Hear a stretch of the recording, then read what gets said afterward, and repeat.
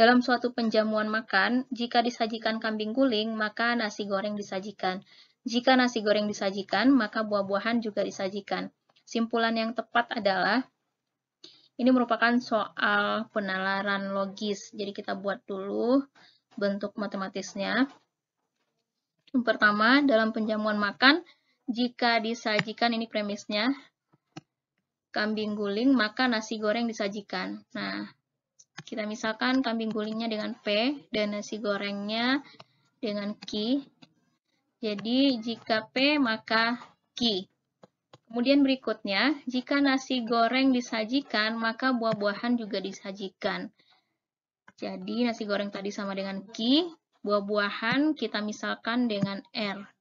Ini R nih. Maka kesimpulannya adalah, nah kita udah tahu ya kalau bentuk seperti ini, maka jadinya adalah P maka R. Itu kesimpulannya. Ini bentuk silogisme ya teman-teman. Nah, kalau kita lihat opsinya, adakah kesimpulan yang mengarah ke sini? Jika kambing guling, harusnya kan kesimpulannya adalah jika kambing guling disajikan, karena P tadi kambing guling, maka nasi goreng disajikan. Gitu kan? Harusnya kesimpulannya seperti itu. Tapi kalau kita lihat, jika kambing guling yang A tidak, yang B juga tidak, C juga bukan, D juga bukan, E juga bukan. Nah, jadi jika tidak ada kesimpulan yang menunjukkan P maka R, maka kita cari yang ekivalen maknanya dengan P maka R, yaitu negasi R maka negasi P. Nah, negasi R berarti R tadi apa? Buah-buahan disajikan. Jadi, sekarang jika buah-buahan tidak disajikan, negasi R, maka kambing guling juga tidak disajikan karena negasinya kan. Ini ada negasi nih. Ini artinya tidak atau bukan. Nah, sekarang kita lihat opsinya. Jika kambing guling tidak disajikan, maka buah-buahan tidak disajikan. Ini tidak tepat ya. Harusnya adalah jika buah-buahan tidak disajikan, maka kambing guling tidak disajikan. Yang B juga tidak tepat. Yang tepatnya adalah yang C. Jika buah-buahan tidak disajikan, negasi R, maka kambing guling tidak disajikan, negasi P. Jadi, jawabannya adalah yang C. F, H, J, I, H, J, L, titik, titik, titik, titik. Jadi ada dua huruf yang harus kita cari untuk deret berikutnya. Saya catat kembali di sini F, H, J, I, H, J, L. Nah, dari F ke H ini loncat 2, F, G, H. Berarti loncat 2 dari F ke H. Loncat 2. H ke J. H, I, J. Berarti loncat 2 juga. Kemudian J ke I. J ke I mundur 1. Ya kan, di belakang J kan ada I. Kemudian I ke H. I ke H juga mundur 1. Kemudian H ke J. H, I, J. Nah, berarti loncat 2. J ke L juga loncat 2. Nah, ini sudah kelihatan ya polanya. Tambah 2, tambah 2, kurang 1, kurang 1, tambah 2, tambah 2. Berarti berikutnya adalah kurang 1, kurang 1. Nih, gitu. Jadi, kalau dari L mundur 1 langkah ke belakang, jadinya adalah K. Kemudian K mundur 1 langkah ke belakang, jadinya J. Jadi, jawabannya adalah yang D. K dan J. Dalam sebuah pertemuan, 2/5 yang hadir adalah wanita. Sebanyak 1/3 pria yang hadir memakai kacamata.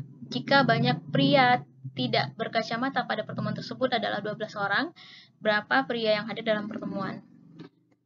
Wanita yang hadir yaitu 2/5, kita anggap jumlah wanita keseluruhannya adalah Y, kemudian pria yang hadir yaitu sebanyak, nah kalau wanitanya 2/5, maka prianya adalah sisanya. Artinya 1 dikurang dengan 2/5. Kenapa 1? Seluruh bagiannya atau semua bagian keseluruhan itu kita anggap sama dengan 1. Jadi kalau untuk pria, makanya 1 dikurang 2/5. 1 dikurang 2/5 sama dengan 3/5. Kita misalkan jumlah prianya dengan X. Kemudian berikutnya, sebanyak 1/3 pria yang hadir memakai kacamata. Jadi, pria yang memakai kacamata itu sebanyak 1/3 dari jumlah pria yang hadir. Banyak pria yang hadir tadi adalah 3/5X.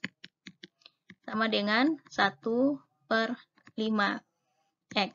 Nah, karena pria yang memakai kacamatanya sama dengan 1/5, maka pria yang tidak memakai kacamata sama dengan pria keseluruhan. Jumlah pria keseluruhan adalah 3/5X dikurang dengan pria yang memakai kacamata, 1/5X sama dengan 2/5X.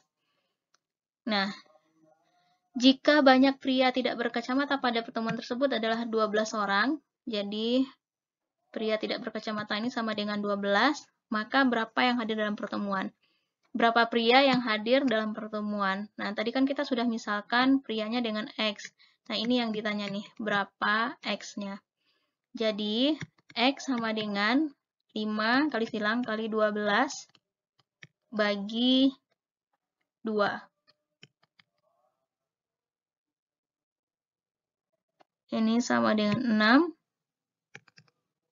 sama dengan 30. Jadi jawabannya adalah yang A.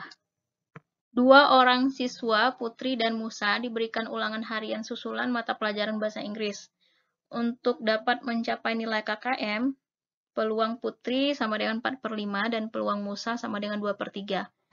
Putri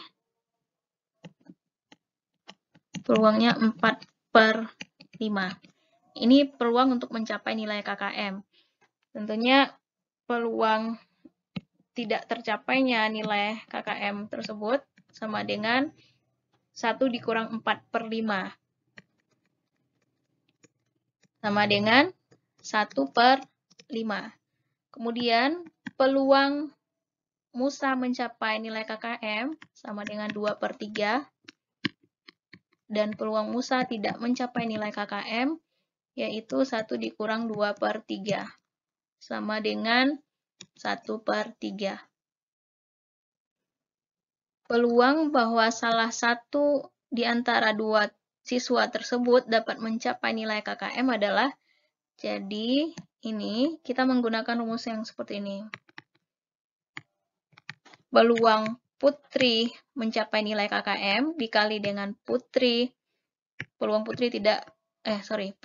Musa tidak mencapai nilai KKM ditambah dengan peluang Musa mencapai nilai KKM dikali dengan peluang Putri tidak mencapai nilai KKM. Mudah-mudahan masih ingat ya rumus yang ini. Nah, jadi tadi peluang Putri mencapai nilai KKM 4/5, kemudian peluang Musa tidak mencapai nilai KKM 1/3, ditambah peluang Musa mencapai nilai KKM 2/3, dikali dengan peluang Putri tidak mencapai nilai KKM 1/5. 4/15 ditambah dengan 2/15, sama dengan 6/15. Jadi jawabannya adalah yang C. Sebuah mobil menempuh jarak 15 km dengan 1 liter bensin ketika mobil dipacu dengan kecepatan 50 km per jam. Jadi ini S-nya 15 km, menghabiskan 1 liter bensin, dan kecepatannya sama dengan 50 km per jam. Jika mobil dipacu dengan 60 km per jam kecepatannya, maka jarak yang dapat ditempuh adalah 80%. Jadi 80% dari yang ini, S pertama tadi. sama dengan 80 kali 15 sama dengan 80/100 kan sama dengan 4/5 nih. 15 bagi 5, 3, 4 kali 3, 12. Ini 12 km. Jadi, banyak bensin yang diperlukan untuk menempuh jarak 120 km adalah 120 dibagi dengan 12, yaitu sama dengan 10 liter. Banyak bensin. Jawabannya adalah yang E. Ya, teman-teman, terima kasih. Assalamualaikum warahmatullahi wabarakatuh.